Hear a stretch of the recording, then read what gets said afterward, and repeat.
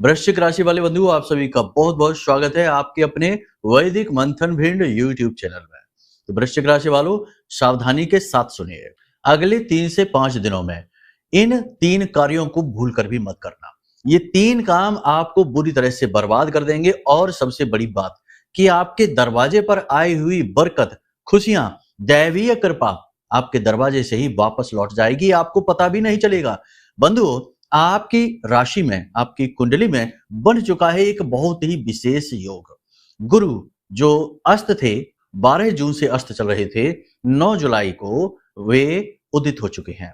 अब ऐसे में गुरु के पूर्ण प्रभाव आपके ऊपर अचानक से हावी होने वाले हैं और गुरु कभी भी अशुभ परिणाम नहीं देते हैं, शुभ परिणाम ही देते हैं। अब कुंडली को यदि देखें तो किसी कुछ भाव ऐसे हैं जहां पर गुरु जब बैठते हैं तो थोड़ी सी बाधाएं उत्पन्न अवश्य करते हैं, लेकिन फिर भी अशुभ नहीं कहा जाएगा। तो ऐसे में जब गुरु उदित हो चुके हैं तो आपको उनके सीधे लाभ प्राप्त होंगे, यानी अचानक से आपके जीवन में ये 5 प्रकार की घटनाएं घटित होंगी। कौन सी है वे घटनाएं, ये हम आपको बताएंगे और कुछ शुभ संकेत आपको दिखाई देने शुरू होंगे। ये शुभ संकेत यदि आप अपने जीवन में घटित होते हुए देख लें तो समझ लेना कि गुरु की पूरी कृपा आपको मिल चुकी है, आपके पितृ पूर्वज और देवी देवताओं की कृपा आपको मिल चुकी है। ऐसे में कुछ भूल, कुछ गलती आपको नहीं करनी है। यही बड़ी गलतियां और भूलें अनजाने में ही दैवीय कृपा को हमारे जीवन में आने से रोक देती हैं, बाधक का कार्य करती हैं। कौन सी है वे 3 भूलें, ये हम आपको बताएंगे। गुरु के इस विशेष परिवर्तन का कैसा लाभ, कैसे आपके ऊपर संकेत दिखेंगे, वो आपको बताएंगे। सटीक 5 बड़ी भविष्यवाणियां करेंगे और अंत में आपको बताएंगे 2 ऐसे विशेष उपाय, या यूं कहें कि ऐसी विशेष क्रियाएं जो केवल आपको एक बार करनी है और लंबे समय तक भी लगातार आपके जीवन में दैवीय कृपा, गुरु की कृपा लाती रहेंगी। ज्योतिष में कहा जाता है कि कुंडली में जो पाप ग्रह हैं, जो क्रूर ग्रह हैं, उनसे बनने वाले दोषों को समाप्त करने की क्षमता यदि किसी के पास है तो वो गुरु के पास है। और गुरु कुंडली का सबसे शुभ प्लैनेट है, ग्रह है। और गुरु जब भी अस्त होते हैं तो उस समय शुभ कार्य रोक दिए जाते हैं। इसीलिए 12 जून से जब से गुरु अस्त हुए हैं तब से कोई भी बड़ा मांगलिक कार्यक्रम नहीं किया जा रहा है। आप देख रहे होंगे, जरूरी मांगलिक, धार्मिक या बड़े अनुष्ठान नहीं किए जा रहे हैं गुरु अस्त की वजह से। अब जब गुरु उदित होंगे तो ये सारे कार्य भी प्रारंभ हो जाएंगे, ठीक है, यानी कोई भी शुभ कार्य आप कर पाएंगे। कहने का मतलब ये है कि ये कार्यक्रम जो है ये आपके आने वाले समय और काल का पूरा रोड मैप है, पूरा जीपीएस है। आप इस कार्यक्रम के माध्यम से बहुत सारी चीजों का पूर्व अनुमान लगा सकते हैं, अच्छी बुरी सभी प्रकार की बातें आप जान सकते हैं, समझ सकते हैं। और सबसे बड़ी बात कि कुछ ऐसे सूत्र मिलेंगे आपको जो आपको दैवीय कृपा प्राप्त करने का सरल मार्ग बताएंगे। जी हाँ, वो भी देवगुरु बृहस्पति की सहायता से। तो कहने का मतलब यह है कि आज का यह जो कार्यक्रम है ये बहुत ही खास है, बहुत ही आवश्यक है, समय और काल के अनुसार है, इसे अनदेखी नहीं करना। ऐसे कार्यक्रम बहुत कम ही बनते हैं जहां बेबाक होकर लोग निडर होकर अपनी बात कहते हैं, उन्हें फर्क नहीं पड़ता है कि कोई क्या सोचेगा, किसी के क्या विचार हैं। जो सत्य है वही हम आपको बताएंगे। दैवी कृपा प्राप्त करने का, महामाई की कृपा प्राप्त करने के सूत्र बताएंगे। बस आपको इस कार्यक्रम में अंत तक टिके रहना है। बंधुओं, उम्मीद करते हैं आप हमारी बातों को समझ रहे हैं। कार्यक्रम में रुकेंगे, अंत तक सारी बातें समझेंगे और उसे जीवन में भी उतारेंगे तो आपको लाभ मिलेंगे।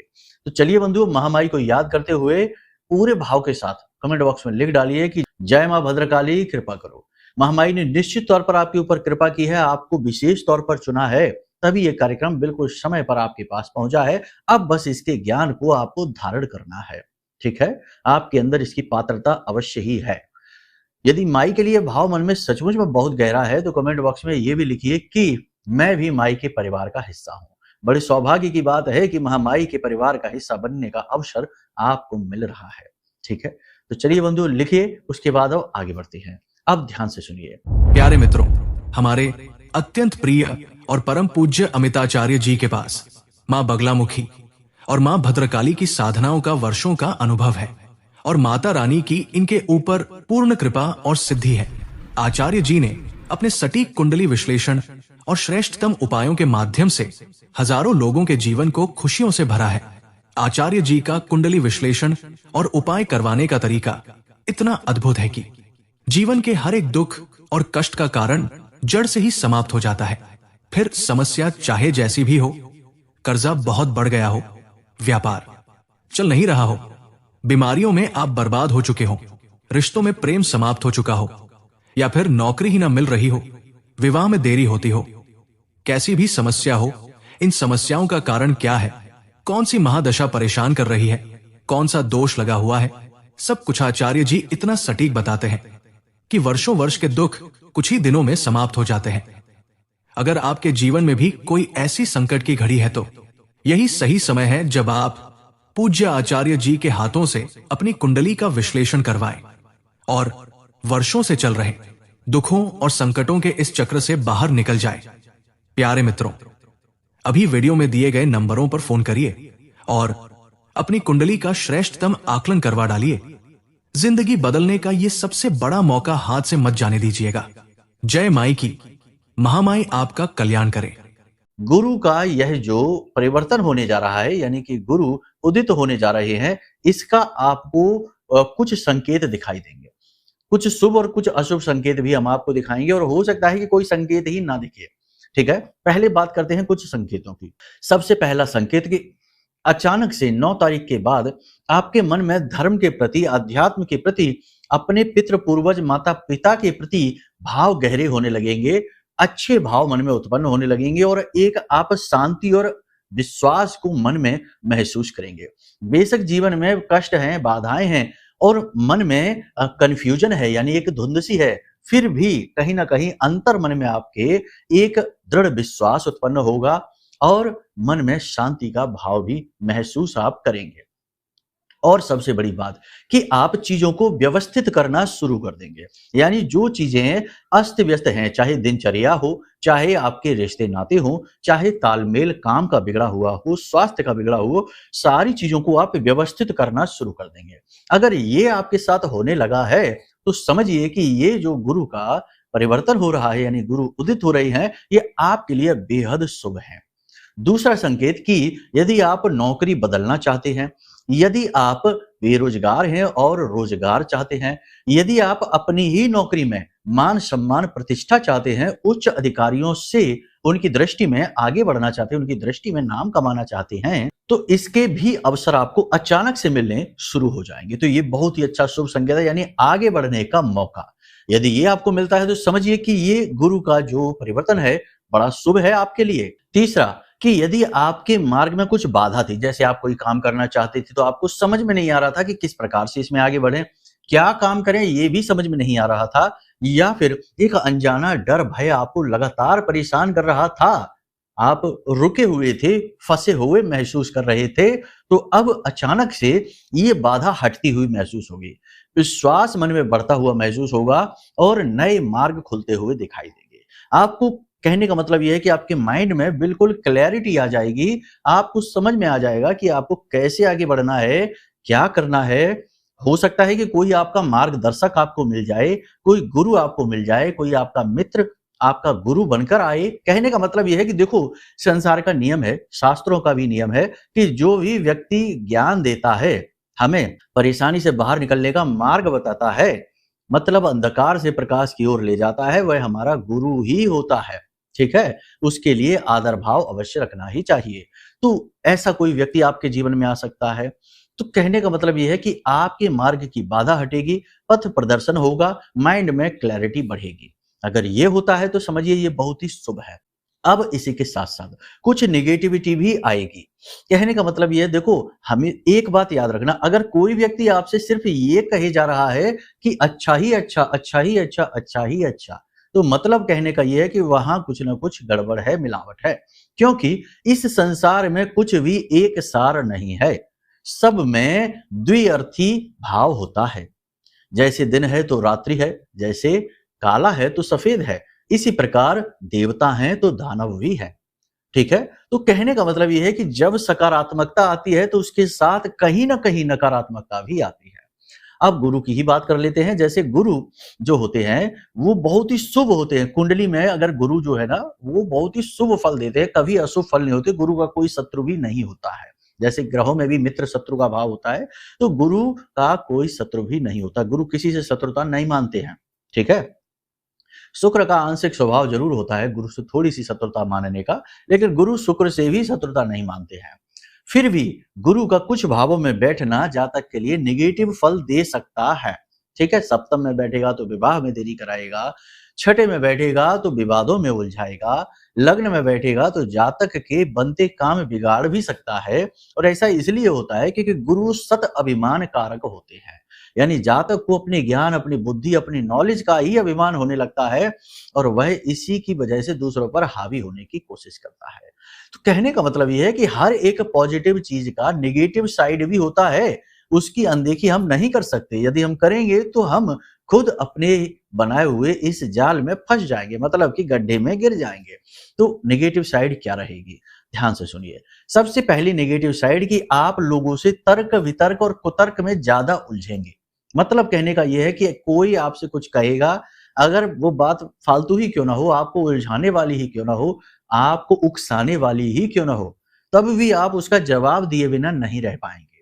आप उसको जवाब देंगे और जवाब देने के चक्कर में बहस हो सकती है। तो ये स्थिति से आपको बचना है, ठीक है, बहसबाजी से बचना है।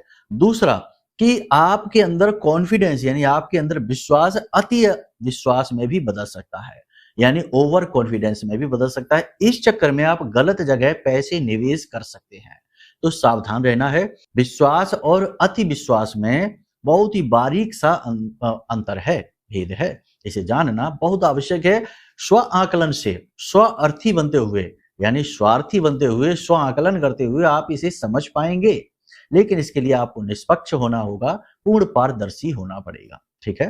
तो ये चीज है, इसको आपको ध्यान देना है। तीसरा, वैवाहिक जीवन में कष्ट हो सकते हैं, वैवाहिक जीवन में टकराव हो सकते हैं, मनमुटाव हो सकते हैं, मतभेद हो सकते हैं। तो इसके लिए थोड़ा सा आपको संभलना होगा। गंभीरता से चीजों को समझें, किसी भी बात को हल्के में ना लें, किसी के साथ भी जोक ना करें, किसी के व्यक्तिगत जीवन में दखल ना करें और किसी को जरूरत से ज्यादा सलाह देने की कोशिश ना करें। जी हाँ, ये चीजें बहुत अच्छी हैं, आप अच्छे भाव के साथ करेंगे, आप गलत नहीं करेंगे। आपने कभी किसी का गलत किया नहीं, अनजाने में यदि किसी का कुछ गलत हो भी गया तो उसके लिए आपके मन में आज भी पश्चाताप है, पछतावा है। लेकिन आपके साथ अब ये होगा कि आप भले ही अच्छी नियत के साथ किसी की मदद करने की कोशिश करेंगे, सलाह मशवरा करके आप उसे समझाने की कोशिश करेंगे, लेकिन उसका मतलब उल्टा निकलेगा। हमेशा पहले भी ऐसा हुआ है, फिर होगा, लेकिन अब इस बार ये आपके जीवन को, आपके विचारों को खराब करेगा, आपके कार्य में बाधक का कार्य करेगा। इस समय आपको जरूरत है अपने आप पर पूरा ध्यान देने की, बिल्कुल भी अपने चित्त को भटकने ना दें, दुनियादारी के चक्करों में ना पड़े, जो सही है उसे जरूर करिए, ठीक है। चाहे किसी को अच्छा लगे या ना लगे, आपको अच्छा लगता है आप उसे जरूर करिए, ठीक है। दूसरा, किसी से भी प्रभावित होकर किसी भी कार्य की शुरुआत ना करें, किसी की बातों में ना आए। कोई सलाह दे रहा है तो समझें कि ये व्यक्ति कैसा है, इसका चरित्र कैसा है, इसका रिकॉर्ड कैसा है, ये सलाह देता क्यों है लोगों को, इसकी सलाह सचमुच में मानने लायक है या नहीं है। ये सारी चीजें आपके अंदर तभी पैदा होंगी जब आप गुरु का सही मतलब समझेंगे। गुरु आध्यात्म है, गुरु वैराग्य है, गुरु किसी भी चीज से चिपकना नहीं है। गुरु सब चीजों को अपने साथ रखते हैं, सब रिश्तों को अपने साथ रखते हैं, लेकिन सभी चीजों के लिए मन में वैराग्य का भाव भी रखते हैं, साथ होते हुए भी विरक्त हैं, ठीक है। तो बस वही भाव आपको रखना है। एक और महत्वपूर्ण बात आपको हम बता दें कि ये समय और काल, यदि आप गुरु का पूर्ण लाभ लेंगे, जीवन में उन्नति करना चाहते हैं, हम आपको लिख कर दे सकते हैं कि अगर आपने ये नहीं किया, क्या कि अपने चित्त को शांत यानी कि ध्यान मेडिटेशन की प्रक्रिया को जीवन में ना अपनाया, तो आप आगे नहीं बढ़ पाएंगे। कोई भी ग्रह गोचर, गुरु का ही ग्रह गोचर हो या फिर गुरु उदित ही क्यों ना हो जाए, आपको लाभ नहीं दे पाएंगे। क्योंकि देखो, सब कुछ जीवन में है, ऐसा नहीं है कि कुछ भी है नहीं। देखो, आप जिस चीज के लिए हो सकता है तरस रहे हैं, आपके पड़ोस में लोग उसे भोग भोग कर थक चुके हों। कोई व्यक्ति एक कार के लिए तरसता है और उसके पड़ोस में ही कोई 2-2 4-4 गाड़ियां अपने पास रखता है और गाड़ियों में उसका इंटरेस्ट ही नहीं है। तो आप समझिए कि इस संसार में सब कुछ है, लेकिन कर्महीन लोगों के लिए नहीं। सकल पदार्थ है जग माही, कर्महीन नर पावत नाही। तो आप अब कर्म क्या है आप समझिए। जो आप दुकान खोले हैं, अपनी नौकरी करते हैं, जो भी कुछ है, ये कर्म, ये क्रियाएं हैं, दैनिक क्रियाएं हैं। इन्हें कर्म ना कहिए। कर्म वो होते हैं जो आत्म उत्थान के लिए होते हैं, स्वयं की आत्मा के उद्धार के लिए होते हैं, वो कर्म होते हैं। पूजा पाठ, अनुष्ठान, दान कर्म, दूसरों के लिए दया भाव रखना, धर्म की राह पर चलना, ये कर्म है। लेकिन इनसे भी महत्वपूर्ण है कि आप स्व का बोध रखिए, अपना बोध रखिए कि आप कौन हैं। आप ये शरीर, ये जो हाड़ मांस का शरीर है, ये आप नहीं है, ये तो सिर्फ वस्त्र हैं। ये तो आपके अंदर जो भाव है, जो आत्मा है, जो आत्म स्वरूप है, वो तो इस वस्त्र को कभी भी बदल देगी। ठीक है? तो समझिए कि आप कौन है, यानी स्व का बोध जब तक नहीं होगा तब तक आपको कोई भी गहरी बात उस हद तक छुएगी नहीं। अध्यात्म आपको स्पर्श भी नहीं करेगा। हर एक आध्यात्मिक प्रक्रिया है, वो सिर्फ एक फॉर्मेलिटी बनकर रह जाएगी। आप उसकी गहराई तक जा ही नहीं पाएंगे। बिल्कुल उसी की तरह जैसे तालाब के बाहर कोई तालाब में पैर डाल के बैठा हुआ है, वो तालाब में तो है, लेकिन तालाब की गहराई का उसे कोई आभास नहीं, उसके लिए उतरना पड़ेगा। तो पूजा पाठ अनुष्ठान आप खूब करेंगे, लेकिन उसका लाभ आपको पूर्ण रूप से नहीं मिलेगा, क्योंकि आपने उसको अनुभव नहीं किया। कैसे करेंगे अनुभव? सिंपल, बिल्कुल सरल सी क्रिया आपको हम बता देते हैं। आपको प्रतिदिन ये नियम बनाना है कि 10, 15, 20 मिनट, आधे घंटे प्रैक्टिकल करके देख लेना, केवल 15 दिनों के लिए। उसके बाद आप छोड़ नहीं पाएंगे। एक ध्यान की प्रक्रिया। अब ध्यान में आपको किसी चीज का ध्यान नहीं करना है। ध्यान का मतलब है कि अंदर जो शून्य है, जो खालीपन है, जहां आप वास्तविक स्वरूप में विद्यमान हैं, आत्म स्वरूप में विद्यमान हैं, उस स्वरूप को जानने की कोशिश करना। ठीक है? उससे कैसे आप जानेंगे? हमारी इंद्रियां, जो हमारी 10 इंद्रियां हैं, 5 इंद्रियां हैं लेकिन 10 इंद्रियां भी हैं। जैसे 4 दिशाएं हैं लेकिन 10 दिशाएं भी हैं। तो देखो, बात को समझना, बात पकड़ना नहीं है। अगर आपने शब्दों को पकड़ा तो आप भटक जाएंगे, भटकना नहीं है। हमारी जो इंद्रियां हैं, इनके माध्यम से हम इस संसार में फैल रहे हैं। हम कुछ देखते हैं, विचार मन में उठते हैं, हमारा फैलाव, विस्तार है। तो इस विस्तार को रोकना है, क्योंकि विस्तार जो है ना, वह हमारे मन और बुद्धि को भ्रमित कर देता है, मन को भटका देता है, बुद्धि को भ्रमित कर देता है। तो आपको क्या करना है कि कुछ देर के लिए बिना शरीर को हिलाए डुलाए, आंख बंद करके और अपनी आज्ञा चक्र पर ध्यान लगाना है। यहाँ आपको शुरुआत में कुछ नहीं दिखाई देगा, लेकिन कुछ समय के बाद यहाँ, कुछ समय अंधकार, उसके बाद यहाँ पर प्रकाश थोड़ा थोड़ा सा दिखाई देना शुरू होगा। इसी आज्ञा चक्र पर आपको लगातार ध्यान लगाना है प्रतिदिन। चाहे आपका मन करे या ना करे, मन में विचार आए, उन विचारों को कैंसिल करते जाइए। जब ऑफिस जाएंगे तब देखेंगे, जब दुकान जाएंगे तब देखेंगे, जब किसी से मिलेंगे तब देखेंगे, अभी उसके बारे में नहीं सोचना। इस तरह विचारों को कैंसिल करते जाइए। शुरुआत में ये आपको थोड़ा सा लगेगा अजीब, कह रहे ये क्या फालतू काम में बैठ गए, छोड़ो, अपना ऑफिस चलते हैं, ये करते हैं, इससे कुछ होगा, इससे तो कुछ नहीं होना। ये सारे विचार आपके मन में आएंगे। यही तो माया है, यही तो आपका चंचल मन है जो आपके मन में विचार डालेगा, आपको हटाएगा इस मार्ग से। लेकिन आपको जिद करना है, हठ करना है, हठ योगी बनना है। तो आपको आंख बंद करके बैठे रहना है। नियमित समय पर आपको, जैसे कहते हैं ना कि रोबोटिक एक्टिविटी, वैसे करना है। ठीक है ना? मशीनी क्रिया, आपको बैठना है तो बैठना है बस, चाहे मन लगे या ना लगे। विचार आए, उन्हें कैंसिल करते जाइए। 5, 6, 7 दिन तक आपको लगातार ऐसा ही करना होगा। ये संघर्ष होगा। धीरे धीरे विचार आने अपने आप कम होते चले जाएंगे, बंद नहीं होंगे, कम होते चले जाएंगे। इन्हीं कम विचारों के बीच में जो समय बचेगा, एक विचार से दूसरे विचार के बीच का जो समय होगा, वही आत्मबोध का समय होगा। जब ये समय अंतराल बढ़ता चला जाएगा, विचार धीरे धीरे खाली होते चले जाएंगे, तो शून्यता का एहसास होगा। उस महाशून्य का एहसास होगा जो आपके असली स्वरूप को दिखाएगा, आप कौन हैं। जब आप उसे समझेंगे, फिर आप कोई भी क्रिया, पूजा पाठ, अनुष्ठान करेंगे, उसके भाव को महसूस कर पाएंगे, देवता से सीधे जुड़ पाएंगे। आपने देखा होगा, योगी, ऋषि मुनि गुफाओं में आंख बंद करके ऐसे बैठे रहते हैं। तो वो क्या है? वो वही तो है, स्व का बोध करना और ब्रह्म से जुड़ना। क्योंकि जो आपके अंदर आत्म तत्व है, वह उसी ब्रह्म का एक अंश है। ठीक है? आप कोई अलग नहीं है, उसी ब्रह्म का ही स्वरूप है। तो ये सारी बातें हम आपको इसलिए बता रहे हैं। देखो, हो सकता है कार्यक्रम थोड़ा लंबा हो जाए और कुछ लोगों को लगे कि अरे हम तो बोर हो गए, क्योंकि जो 2 मिनट की, 1 मिनट की रील वाले लोग हैं ना, कॉमेडी वीडियो वाले, उन्हें तो जरूर बोरियत होगी, वो तो जा भी चुके होंगे। आप यदि अभी तक यहाँ टिके हुए हैं तो ये सारी बातें हम आपको इसलिए बता रहे हैं क्योंकि देखो हर एक चीज के असली स्वरूप को अगर हम नहीं जानेंगे तो हमारा जीवन व्यर्थ हो जाएगा।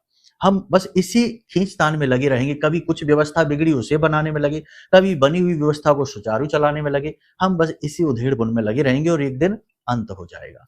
ये जो आत्म स्वरूप है इस वस्त्र को बदल देगा और फिर आप सोचते ही रह जाएंगे कि जीवन का उद्देश्य क्या था? हम आए क्यों थे इस संसार में?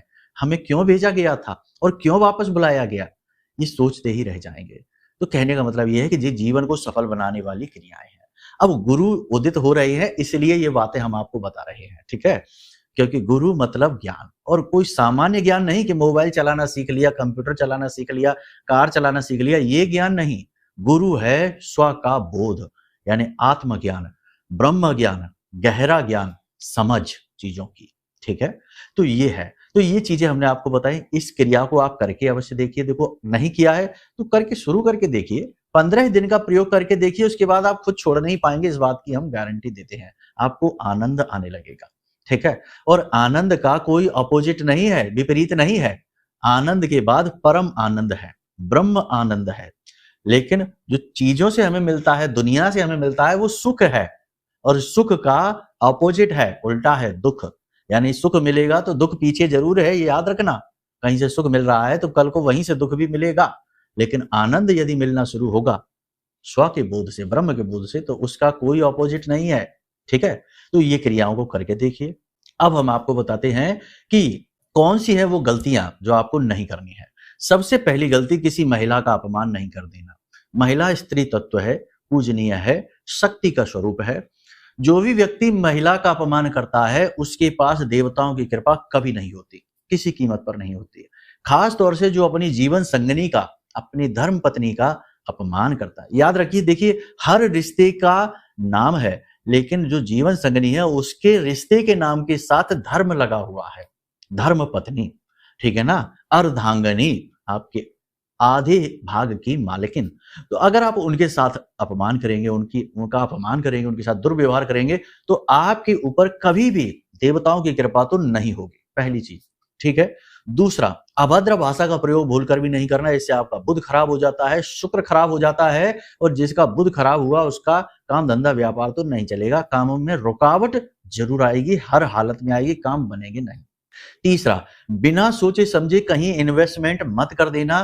पैसा इन्वेस्ट करने से पहले बहुत अलर्ट रहना, ठीक है ना? क्योंकि पैसा एक बार हाथ से निकल गया फिर नियंत्रण आपके पास नहीं रहता, नियंत्रण तो नियति के पास होता है, ठीक है ना?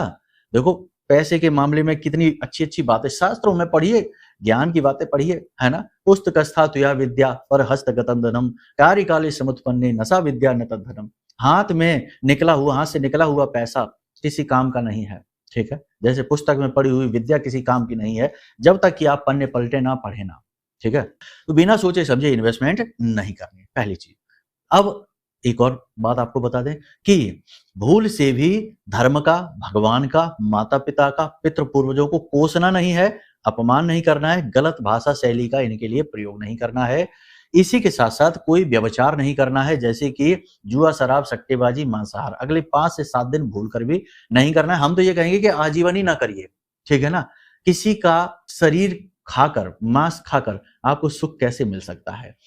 शराब पीकर खुद को भुलाकर आपको सुख कैसे मिल सकता है? अध्यात्म तो खुद के बोध की बात करता है, खुद को जानने की बात करता है, और आप तो शराब पीकर खुद को भुलाने की कोशिश करते हैं। अगर आप ऐसा करते हैं तो ये आपको नहीं करना है, ये व्यभिचार है, इससे तो भूलकर भी नहीं करना। अगर आप करते हैं तो फिर भूल जाइए देवी देवताओं की कृपा के बारे में, उद्धार के बारे में। इसके लिए तो फिर अगला जन्म लेना पड़ेगा, ठीक है? तो ये नहीं करना है। इसी के साथ साथ सबसे महत्वपूर्ण, वाहन आदि लापरवाही से नहीं चलाना है, संभल कर चलाना है, क्योंकि राहु अभी भी प्रबल है, मंगल के साथ केतु अभी भी है, अचानक दुर्घटना हादसे का योग बन रहा है, ठीक है? तो ये नहीं करना है आपको। इसी के साथ साथ सबसे महत्वपूर्ण हम आपको बता दें, अंतिम, ठीक है? अपने बारे में, अपने जीवन के बारे में और अपने काम के बारे में कभी बुरा नहीं सोचना है। लोग अक्सर ये भूल कर देते हैं। लोग खुद के बारे में हमेशा नकारात्मक विचार रखते हैं, नेगेटिव विचार रखते हैं। कोई कहता है हमारी तो जिंदगी ही खराब है, कोई कहता है हमें तो दुख भोगने के लिए ही ये जीवन मिला है। तमाम तरीके की उल्टी सीधी और भी बहुत सारी बातें।